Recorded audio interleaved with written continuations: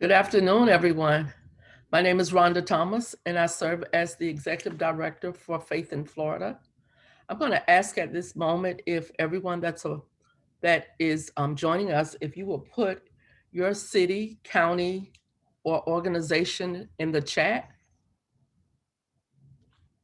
Thank you. And I'm going to next turn it over to Mr. Mead to introduce himself. Yes, thank you, Pastor Rhonda. So good evening, everyone. Thank you so much for joining us. My name is Desmond Mead. I am the Executive Director of Florida Rights Restoration Coalition. And for those of you who don't know, we are an organization that's led by people with previous felony convictions, and we count among our members family members who have loved ones that's been impacted by the criminal justice system. And as this is a very important topic that relates directly to the people which we serve, we are honored to be here along with Faith in Florida, Live Free, and Alliance for Safety and Justice. So sit back, relax, keep putting your name, your organization, and your county in the chat box. We're going to have us a good time tonight and learn some very interesting things that will empower us to actually bring about the changes in the communities that we want to see. So I'm going to turn it over now to my colleague from Alliance for Safety and Justice, Mr. Sabash. He is a great cook, Katil. Thank you, Desmond. Good evening, everyone. My name is Sabash Katil, Florida State Director for the Alliance for Safety and Justice.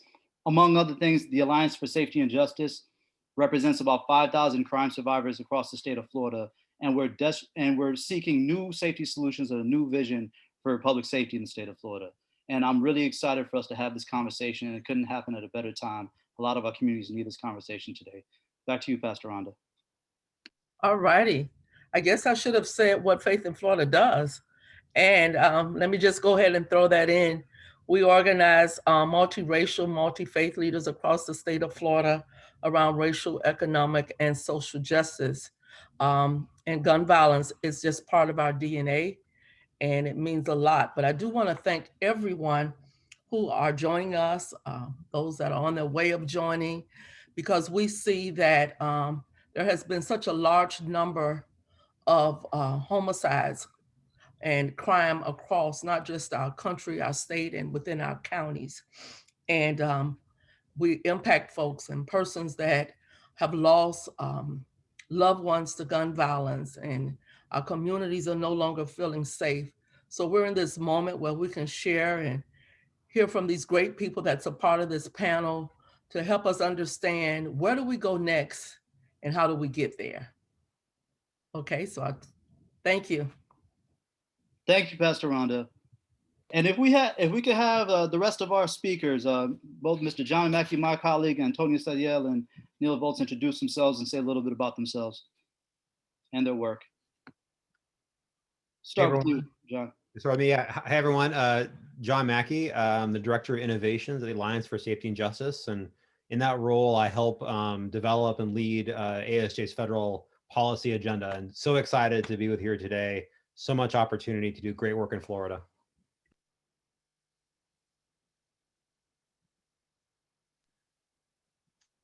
Yeah, my name is Neil Volz. I'm the Deputy Director of the Florida Rights Restoration Coalition. Honored to work with Desmond and our team. I do come to this conversation with years of experience in the reentry community. Our reentry programs, our reentry leaders are such a linchpin of our community efforts, whether it's for violence, for health, what have you. And so we know that this is a really important, timely conversation for the reentry community and the returning citizen community in general. Antonio? Hey everyone, I'm Antonio Sadiel. I'm with the National Live Free campaign. We focus on urban gun violence prevention and decarceration, and I'm based here in Orlando, Florida. Great to see everybody. Thank you very much. And then Maria, if we can just cue up the PowerPoint. I think we have Juan Pablo as well. Okay, the PowerPoint is there, Sabash. Great. And actually, Juan Pablo and Maria, you want to say hi real quick and just. shout out your organization. Juan Pablo? Yes. Hi, everyone. This is Juan Pablo Chavez. I am the Florida Crime Survivors for Safety and Justice Manager here in Florida. So good to see everyone. Maria? Then Maria's on mute. We'll just get started. If we can go to slide number 4, please.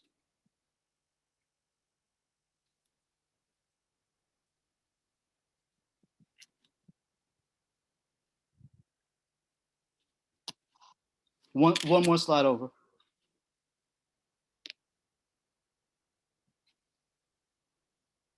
Closer to the beginning, please.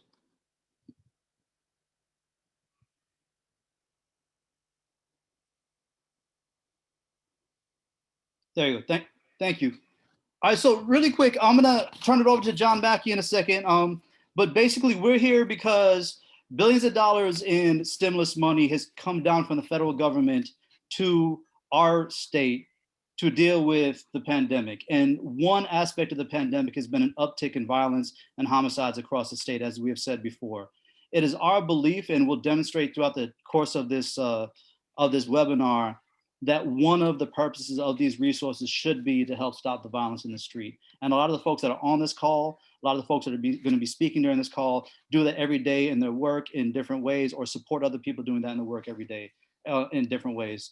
So we want to go into a little bit more detail on what the ARP is, the American Rescue Plan is, and how we think it impacts our work, and how we think that the resources from the American Rescue Plan can better benefit our communities in a way that we can stop the violence and keep the peace, and support work that includes violence prevention, violence intervention, trauma recovery, and so on and so forth. So John, do you want to take this over a little bit?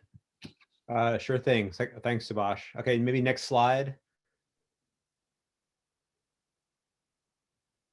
Next slide again. Okay. Everyone can see me? Okay.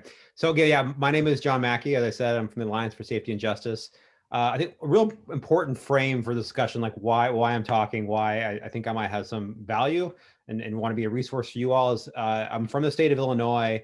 And prior to coming to the Alliance for Safety and Justice, I ran the state agency that was in charge of the Department of Justice's state funding. So I dealt with the kind of federal grants that we're talking about, and have kind of practical knowledge of how they work, but also more importantly, how they don't work.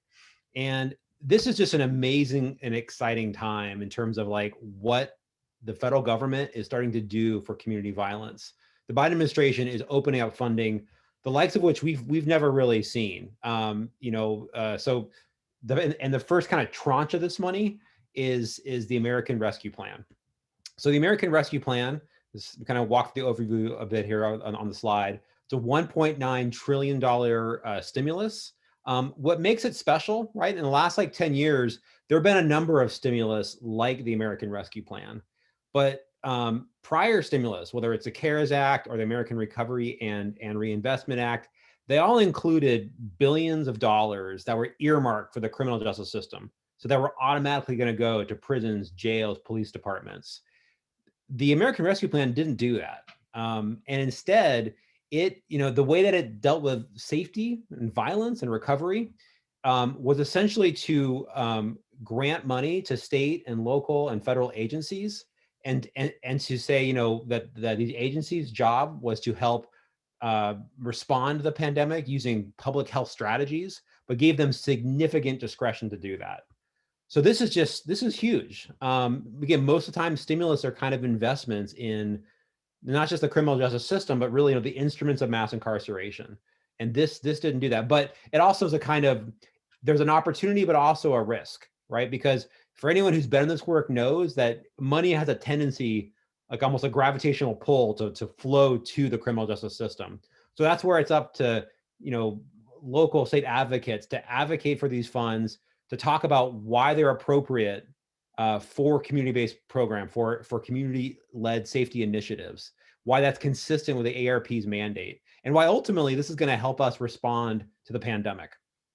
So next slide, please.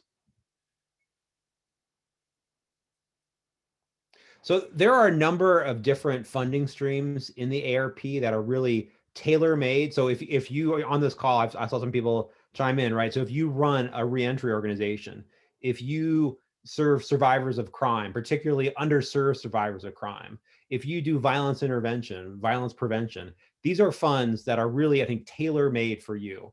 And in particular, there's this pot of money that billions of dollars that have been allocated to state and local governments under the fiscal recovery fund.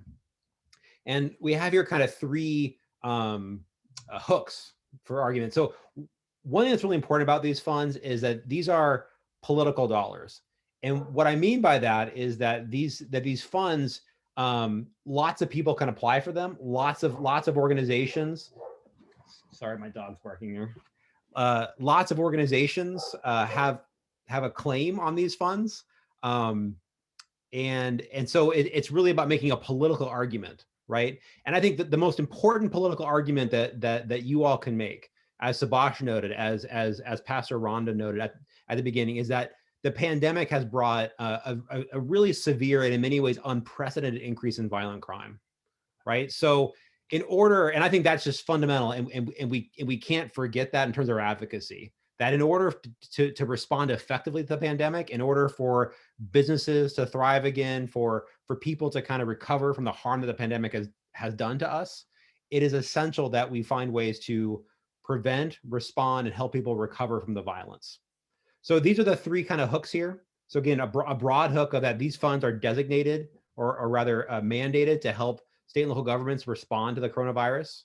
They are mandated to help respond to the negative impacts. So for example, this is really important. If you run a nonprofit, and if your nonprofit has seen increased service demands, and I know every nonprofit that I work with across the country has, right? So more clients, different kinds of service needs, and or if your funding has decreased, you have an argument to say, my organization has been harmed by the pandemic. I've been negatively economically impacted, and therefore I should get some of these funds. And finally, again, I actually don't know the status of Florida here. During the pandemic, many organizations, or I'm sorry, many states and local governments declared, for the purposes of the pandemic, violence intervention workers, victim service workers, folks like that, to be essential for the purposes of the pandemic. And if that's the case in your jurisdiction, you also have a claim for these funds. Lastly, I want to go back to something just to put an exclamation point on it. The idea of responding to negative impact. Many nonprofits, I'm sure like in this call, are not just helping people in communities that have been most impacted. Their workforce comes from that same community. So I think what's really important about that when you're making arguments, and we'll go into detail about how to kind of letters you can send, things like that, super important to make a point that you aren't just providing services, you are employing people, right? And that's what ultimately, that's what the American Rescue Plan is all about. Next slide.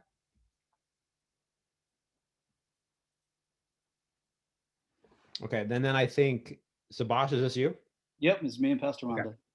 Thank you, Mackie. And a couple different things. If you have any questions, we're covering a lot of ground here, and there's a lot of terms and a lot of information you may have not heard before, or a lot of clarifications that are needed. Please put your questions in the chat, and we'll make sure we get to them, and we'll make sure that we kind of fold them into the presentation. I'll turn it over to Pastor Rhonda in a second, but if you look at the slide, as I said before, the $17.6 billion coming to the state of Florida. About $10 billion of that is coming to the state, meaning the state government in Tallahassee to figure out what to do with. $7.3 billion of that is going to our local governments directly. That means our counties, our cities, and other types of local and municipal governments. To find out how much your local government is getting, we provided a link up here. And if you click on that link, it'll download a file, and you can search for your city or your county.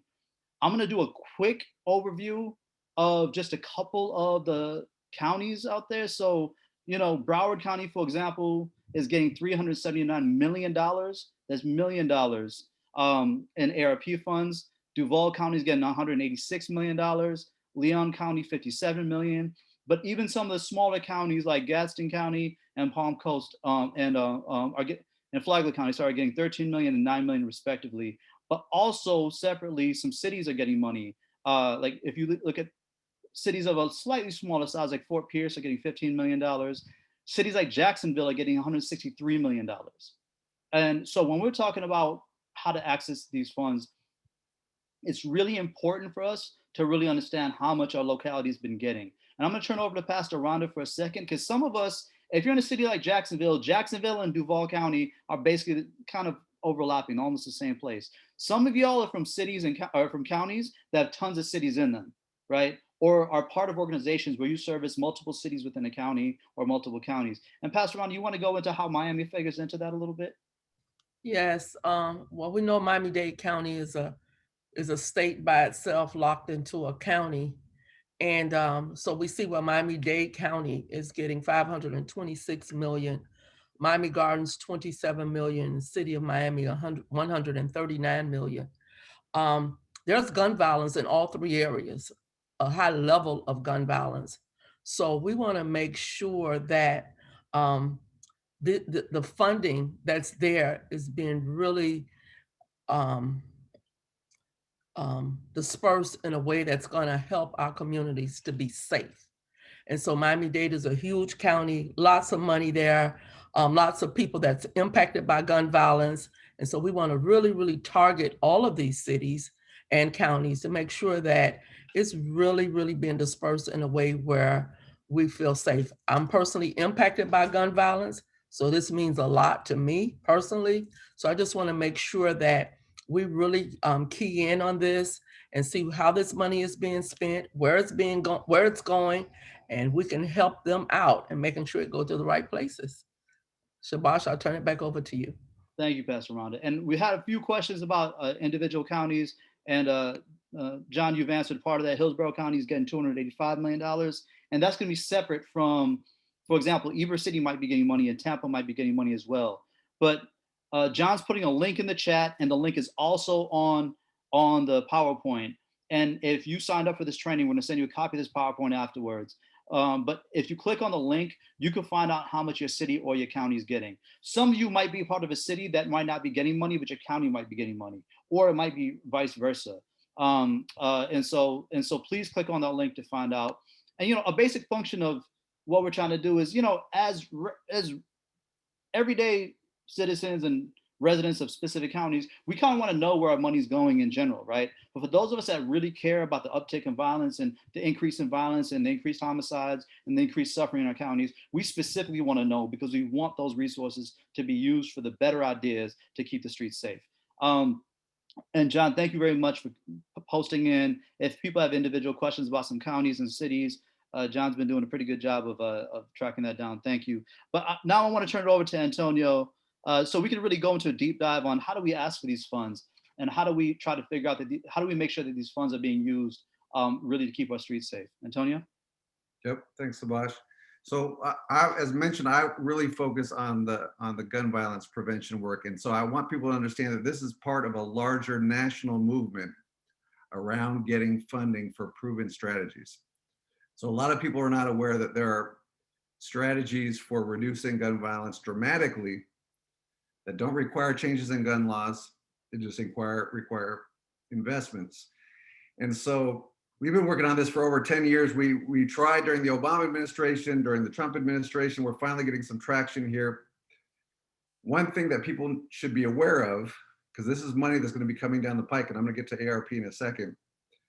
Right now in the White House proposal for the infrastructure bill, the American Jobs Plan, there's $5 billion inserted into that. So we advocated hard with the White House and with members of Congress.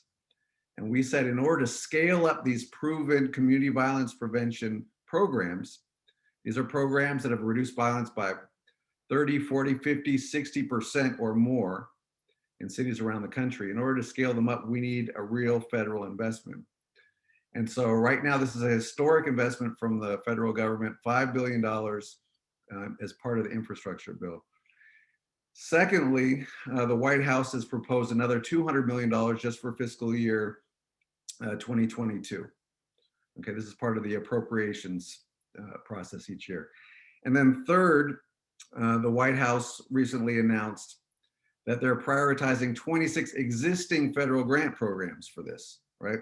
So these are grants that already exist in Department of Justice, Health and Human Services, labor, a number of education, a number of different agencies, which are now being prioritized so that people can apply for this money through those grants. So lots of opportunities coming down the pike. Now, ARP, what's special about ARP is it does not require an onerous federal grant, all right? As Subhash and other people mentioned, there's billions of dollars out there now. This is historic amounts of money, okay? This is money that can be used through 2024. So with your advocate hat on, and as your programmatic hat on, thinking about what can I get, what can this fund? Think of it as 3+ years of funding, okay, that you can get right away that cities, counties, and states have, okay? And if we can go to the next slide, I want to stress that there's multiple pots. All right, here's just an example. So this is part of our Fund Peace campaign throughout the country. We're doing this all over the place. So here in Orange County, where I live, right, in addition to the 17.6 billion, and I want people to understand these are separate pots. These are not all pots that roll up into the 17.6 billion. 17.6 billion is one pot. Orange County is getting a separate mutually exclusive pot of 270 million. And the city of Orlando is getting another $57 million. So you can apply to all three simultaneously to try and get money for gun violence prevention, for reentry services, and for other things, okay? Everybody is gonna be, not everybody, because not a lot of people know about it, but a lot of people, the people who are in the know, are already making their requests. And so part of what we're trying to do today is to equip you so that you can go at the local level and make requests at city and county government levels. All right, so let's talk very specifically, next slide, about how you can do that. So as I mentioned, we were successful at getting $5 billion inserted at the federal level, right? We've learned a lot of lessons over the years about how you advocate for funding for this and how you can successfully get it. So the first thing is, hopefully you're in some type of coalition in your city or your county, and it's hopefully a coalition that you can build upon. But the key thing is to agree upon a specific ask, a numeric ask of your city or county. And so just to give an example, so we're supporting folks in California as well. And in the city of Los Angeles, there is a coalition of 16 frontline violence prevention organizations. And they are asking their city for $150 million from the American Rescue Plan money. That's the city of Los Angeles. Now, there's also the county of Los Angeles, and they're asking the county simultaneously for $250 million, all right? And we're working with cities across California to do a statewide ask, which will probably be about $500 million, okay? So just to kind of give you a picture of the type of amounts that people are asking for, and the fact that you need to work in coalition, right? Many of us have relationships with public officials at city, local, county, state levels, all that's fine. But you want to do this with a coalition of folks who are working on it. So the next step, once you decide on the ask, is to make a specific request. We're going to share with you a sample letter that you can use in a couple of minutes. So make the request in writing and also in person, right? With your mayor, with your commissioners, with whoever it is. Let them know what you're asking about. And this is the critical piece.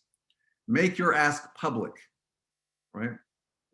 When we got the $5 billion at the federal level, we met with high-ranking officials in the White House, and we told them that we needed a $5 billion investment. They were a little bit taken aback because no one had asked for that amount before.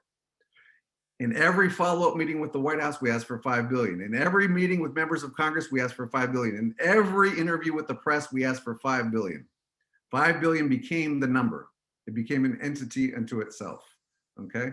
And so you need to do the same thing at the local level. You need to let people know this is what is needed, and this is the number that we're asking for, okay? You know your work the best. You know what it takes around gun violence. You know what it takes around reentry. You know what it takes around trauma services. You need to ask for what is needed to put together quality programs, because again, this type of money is not going to come back anytime soon. All right. And once you do that, once you make it public through press conferences, op-eds, blasting it on social media, you continue to apply pressure around it. Why pressure? Because as mentioned, other people are asking for funds as well. Gun violence prevention has historically been very underfunded, which is why we continue to have high shooting and homicide rates, and why 2020 had the highest homicide rates in almost 20 years in this country. Okay, it's the same populations that have disproportionately suffered from COVID, which are the ones disproportionately suffering from shootings and homicides as well. Next slide. So just to give you an example, this is some of our folks in Indiana. So they had their press conference. They've been meeting with public officials.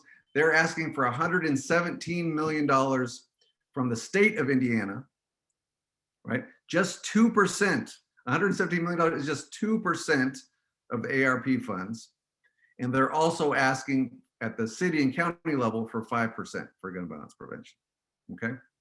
This is what you wanna do. You gotta make it public. You gotta build your coalition around it, okay?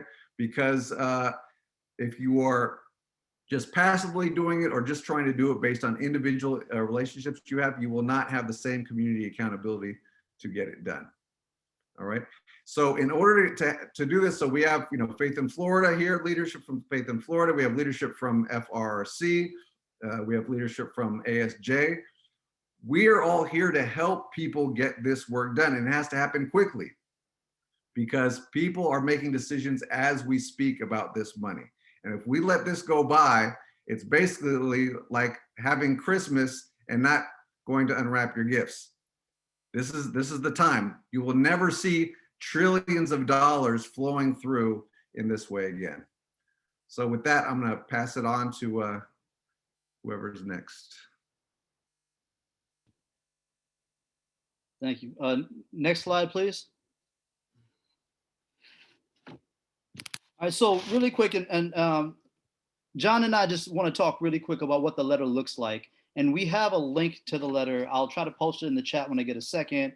But we wanted to create a sample template so that you don't have to do look, anytime I write an email, it takes me forever just to say, dear friends or whatever. So I get how hard this process can be. And sometimes sending the letter and putting the request in and developing the ask is the hardest part. So we're doing a lot of that heavy lifting for you. John, you want to talk a little bit about the letter? Yeah, and just to echo what Sabash said, I mean, we want to make this as easy for you as possible in terms of process. And so we'll send you, after this presentation, everyone who's registered will get a link to a kind of a toolkit. This letter's in the toolkit. Just copy and paste this letter, and fill in your details. I think, and again, this goes back to, I think, echo strongly everything that Antonio said. And I think it's just like for government, so again, I used to work in government, to try to put yourself in their shoes. Everyone in government right now is super, super stressed. They've been working during COVID too, and have not really had the resources to do it. So this kind of money for them is like an enormous amount of work. And your job to make it I think the requests that will be successful are the ones that will have that kind of political power that Antonio was talking about, but also that are easy, right? So you frame them up. And I think what's great about this letter, it'll justify it in terms of why it's appropriate for ARP. It'll talk about why this kind of request, that addressing the violence is absolutely essential, that recovery can't take place without addressing the violence that it has exacerbated. And to be really clear that just, why your organization, or better yet, why your coalition of organizations really merits these funds and are ready to soak them up.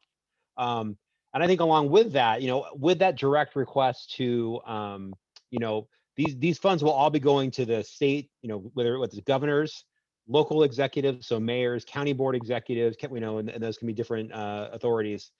But essentially, it'll rest in their hands. Super important that you're also, and there's in the toolkit, we also have letters that you can write to, your state senator, your alderman, other electeds, other people of influence. Get them on your side. Right, and as Antonio said, it's making that strong case. And so you want to have, I think, the two top goals of his letters: make a compelling case in the statutory language, make it real, and also make it really, really easy for the government to say yes. And Josh, anything to add there, or yeah, just if we Antonio? could go to the next slide real quick. I know I'm about to show you a lot of writing. Once again, find out your amount more than anything. The second thing, we've said this before, I want to just state this even more directly. We're not asking for just money for the sake of asking for money. We're not asking for funds for the sake of, just whatnot. Like, there is an increase in homicides in almost all of our cities. And a lot of us know the folks that have been impacted by this. Some of them are close friends and family of ours. So when we're putting the ask out, like, we need to know the dollar amount, but then there's other things that you already do know, which is the impacts on the communities that you already work in. And it is okay to mention those impacts directly, right? Next slide, please. So I just wanted to take some of this stuff out and just let you know directly what's in the letter. You're going to see it again directly in a second. But this is just some of the languaging. I just think that in my experience, for a lot of y'all, and like, honestly, if I could get a promise from everyone jumping on this phone call, is that if you live in a city, you live in a county that has an ARP allocation, is that you commit to working with the coalition to send the letter out. That's half the battle. I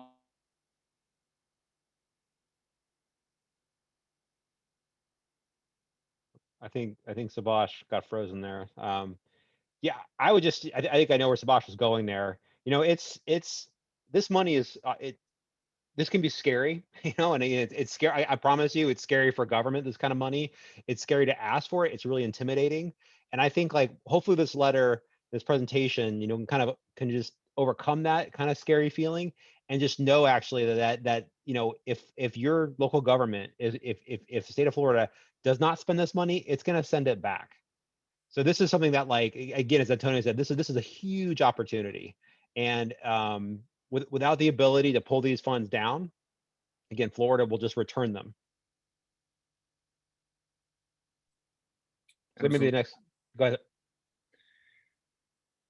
And so I'll just plug real quick in the interim. So in Orlando, just to give you an example, we're going to ask for $5 million from the city of Orlando and $15 million from the county, from Orange County.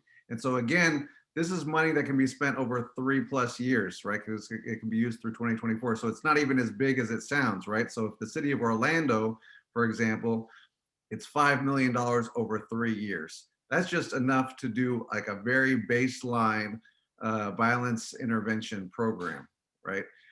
These are modest asks for the most part. And so I saw someone put Pensacola ? Well, so the idea is, if you're in Pensacola, to work with other people in the city, right? And to formulate what your ask is going to be. We're not telling anybody what to ask for. I happen to live in Orlando and in Orange County, and that's why, and I've been in conversation with folks about that, right? So what you want to do is formulate and ask there. We're happy to help coach you through that process, but that's a decision that you'll make locally.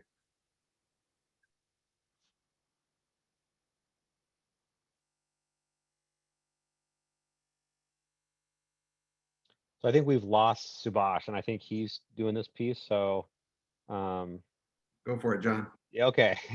So again, here's some resources. And Antonio said, like, I think we all want to be a resource for you. Definitely, I want to be a resource for you. And I think, like, to kind of go back to something, it's really important. Like, you might be told no at first, or you might be like, well, we have other plans. Keep coming back. I love Antonio's, the strategy of, like, make it public, keep the pressure on. I do think that it's super important to act now, to use that letter. Like, it'd be great. It's like, this week, to get that letter to your local official. I do think it's not unlikely, though, that many state and local governments throughout the country, this is so much money. A lot of them are still dealing with CARES Act funds. They're going to have a hard time spending this money. So do not give up. So I think with that, I think we're on next for questions.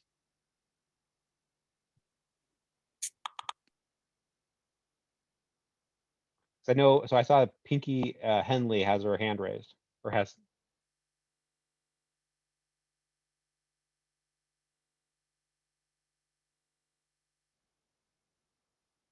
Maybe it's best to, I think we're having some difficulties on audio. If you have a question, can you please put it in the chat?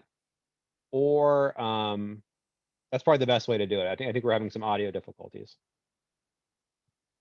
Yeah, apologize, folks. The Zoom culture. I promise I paid my electric, my Wi-Fi bill. So it All looks right, like so there's a question there. The local government's already received the money. When do you recommend sending the letter out? It's a great question.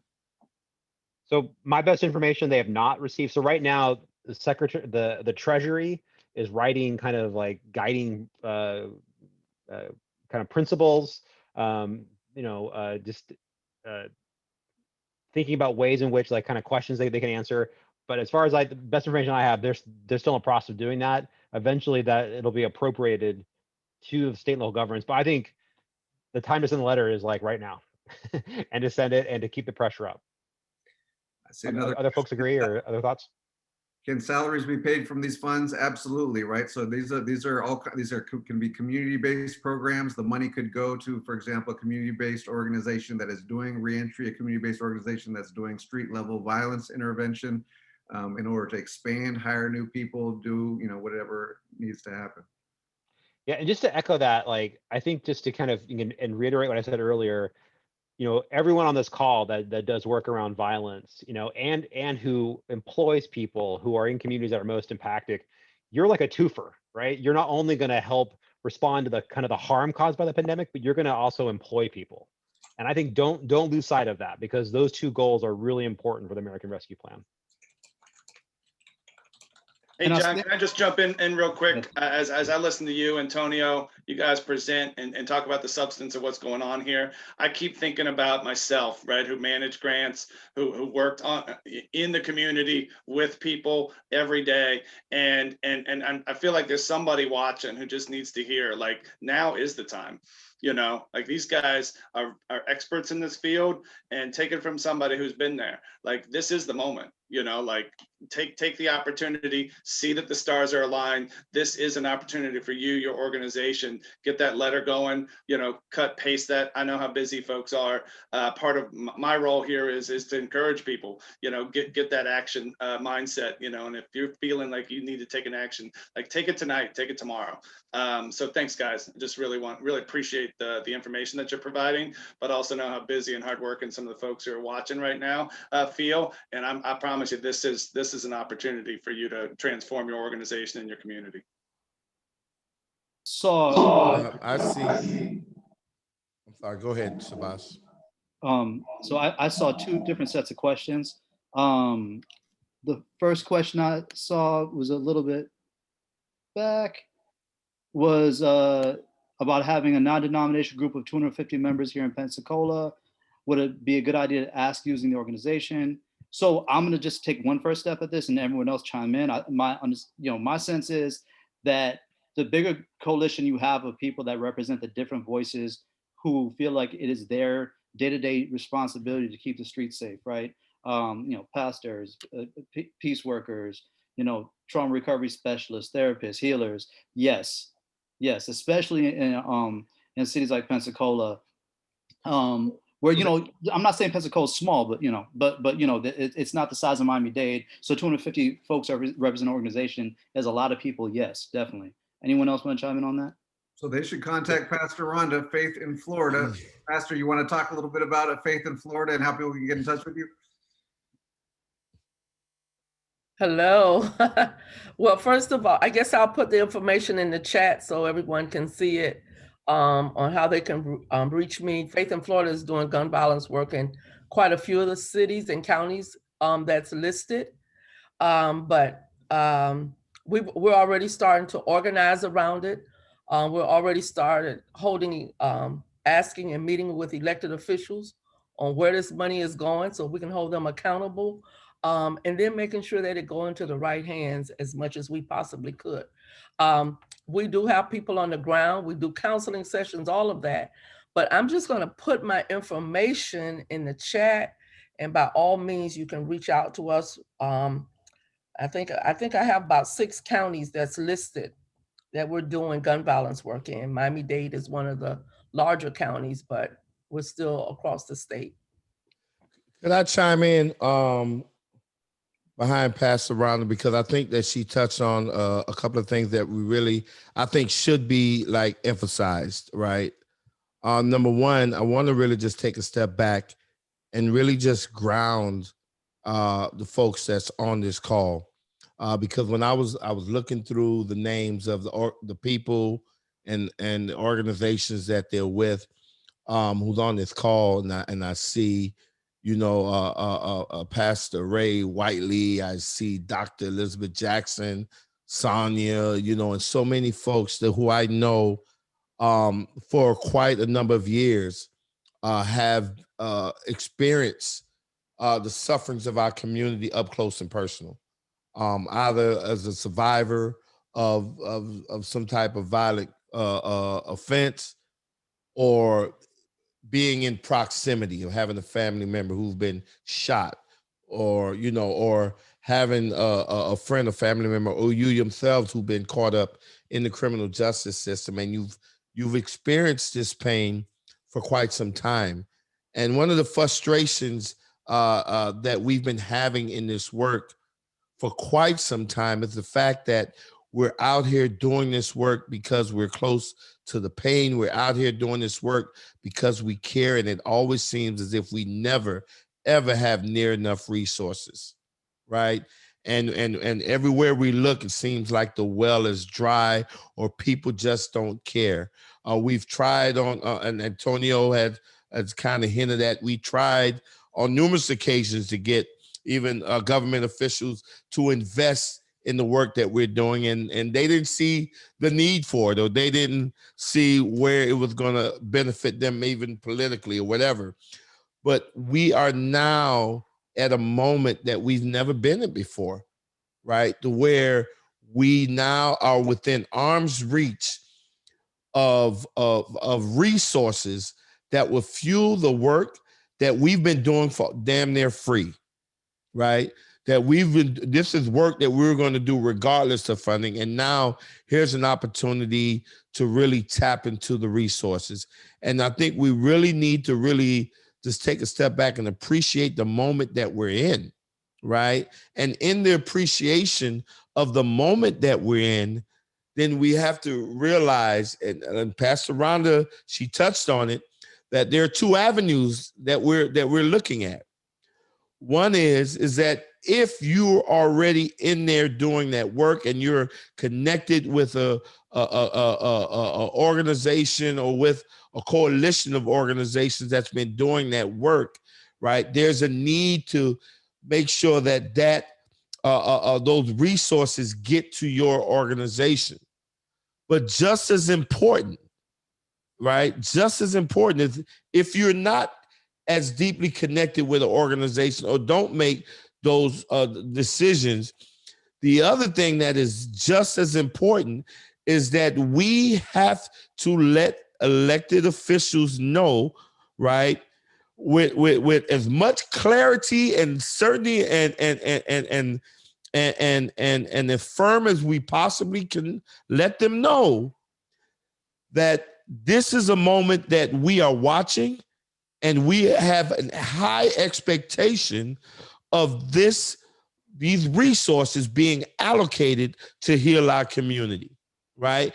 And not just go the typical route that we've seen funding go all of the years, right? For decades, right? We are now uniquely positioned through our affiliations with either Alliance for Safety and Justice, Live Free, Faith in Florida, Florida Rights Restoration Coalition, and some other organizations that may not even be represented on this call, but we know have been doing good work in our community.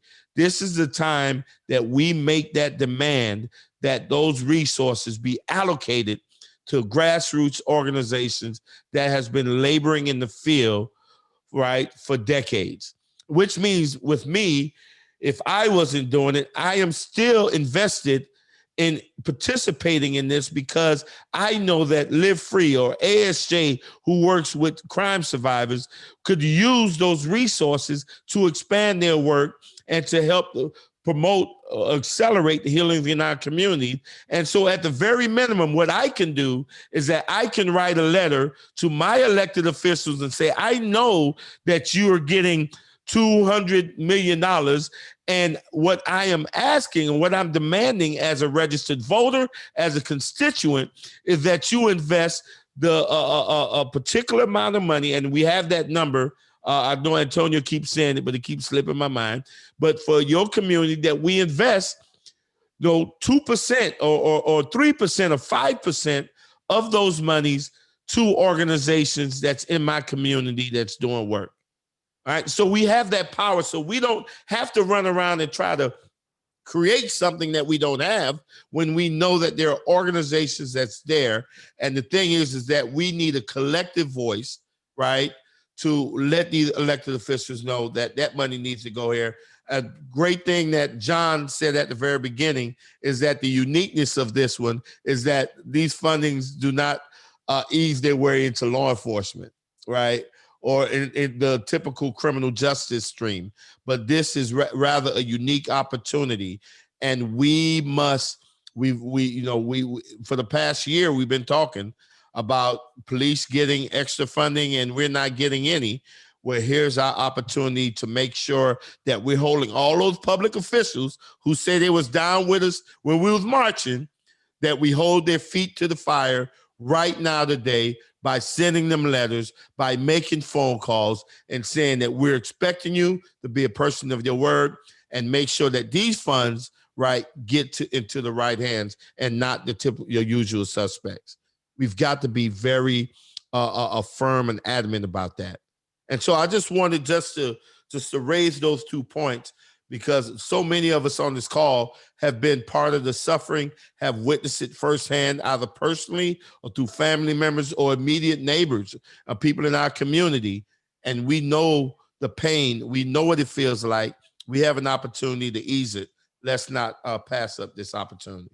So Desmond Meade, are you saying that FRRC, Florida Rights Restoration Coalition, and all its members are in on this fight, and wherever they are, they should be organizing around this money? Listen, we are 100% in, because as people, here's the thing, we are like a common denominator in a lot of this, whether it's the gun violence, whether it's reentry, whether it's being survivors of crime, because most of our members, before they were perpetrator of offenses, they were victims, right? And so we are connected in every aspect of it.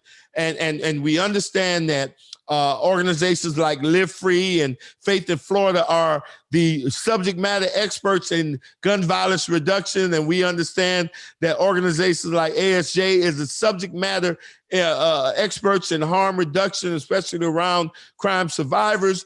But we also know that FRC is subject matter experts on the needs faced by people that's coming out of our system, actually even going into our system.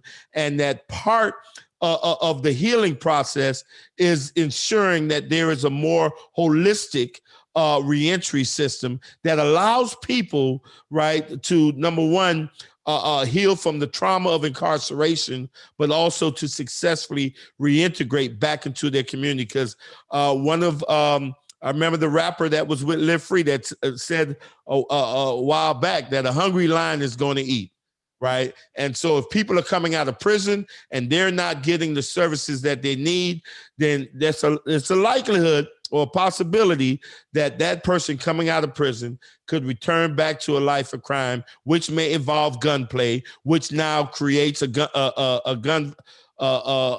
victim of gun violence, which now exasperates the situation. And so we know that reentry is going to play a crucial role in this. And so we're going to be having all of our members reach out to their elected officials in their respective municipalities. And then as an organization, we're going to be reaching out to the state as a whole with all of our members. And we're going to hit every single pot of resources that's there.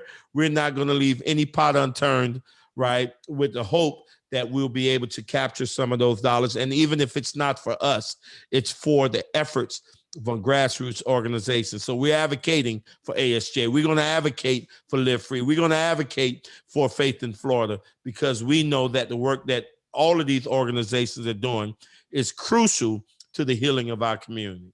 I'm going to take that as a yes. Pastor Rhonda, in the name of the Holy Ghost, is Faith in Florida going to be all in with all their chapters. And please tell us again, what are the 6 counties that are doing the gun violence work? We're so all in, it's unbelievable. Miami-Dade, Broward County, West Palm Beach, Treasure Coast, Pinellas, Gaston County, and Leon. We're in and we're ready. Most of us are victims, and we're not stopping until we see this money flow where it's supposed to flow. So our organizers are already ready to go forward, holding elected officials accountable, and we're ready for the next step. So yes, we're all in. And all of our congregations, I'm quite sure, will be in as well. Amen. So as we go forward, we're asking everyone on the call to make sure you look in the chat and see all of our information. If you need you have Shabash, Antonio, Desmond, and myself from Faith in Florida. If you have any other questions, by all means, reach out to us. I want to make sure that we go back around and get a last comment from all of our panelists who did a phenomenal job in sharing this information. We thank you, Desmond, for preaching, bringing the gospel. It's nothing like ghetto gospel, so we thank you, Desmond. But I want to just start out with Neil. You want to have a last comment? You know how it is, man. You're here with Desmond, and Desmond's just gonna bring it like that.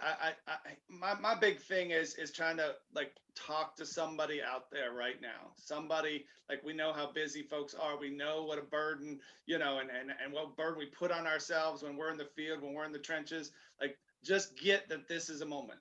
Like, this is that moment that can transform a community. We need folks, step up, get that copy of the letter, reach out, to the email that's coming your way. Like, I just want to be an encouragement. I want to thank all the panelists, great leadership on this panel, and really just reach out to, I'm feeling like there's 1 or 2 people out there who want to get involved, but might be a little nervous. Take that step, please. Your community will benefit. Right. Thank you. John, any last comment? Yeah, I'm just super inspired by Desmond's words. Just everything I want to just strongly echo everything he said. Obviously, I can't do it with his eloquence. I would say, in particular, right, all the politicians that have talked about how they'll stand for communities right now. Well, this is their moment, and I think, they can be heroes. this is like, they can do that, or they can be held accountable. And I think so that's the kind of thing I'd like to leave with you all. Give them an opportunity to be true to their word, but be ready to hold them accountable if they falter. Thank you. Antonio. I would just say again, to be bold and work in coalition. This is your opportunity to build new relationships, to deepen existing relationships around something that matters. Again, this is historic money. This is not going to come back again anytime soon. And if you miss it now, it's not coming back. So it's time to make it happen. And you got a lot of support here throughout the state to do it. Great. Desmond? Well, I'm just gonna end it with this, Pastor Rhonda. From the famous words of the illustrious rapper Eminem in his song, I think it's One Shot. And it says basically, look, if you ever had one shot or one opportunity to seize everything you've ever wanted in one moment, would you capture it or just let it slip away? Thank you. Wow, thank you, Desmond. I'm going before you, Shabash. You're going to close it out with the last comment. I'm just sharing, listen, the faith community, we're just burying children. We're tired of counseling parents. I'm standing on the shoulders of my nephew, standing on the shoulders of a 3-year-old who was murdered last weekend. And enough is enough. And if it's money there that can help our community, help heal, then it's my reasonable service to go after every dollar. So, Shabash, I turn it over to you. Thank you all. Thank you.